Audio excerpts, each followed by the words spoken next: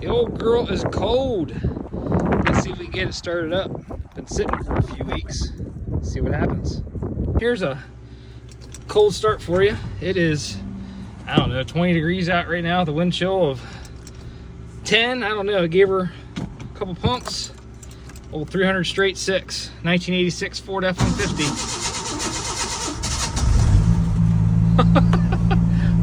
I literally gave her like 3 pumps of gas.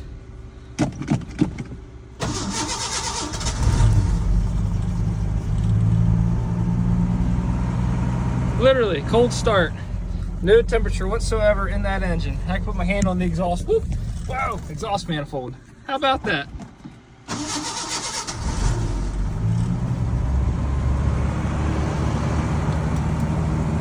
Good oil pressure down there.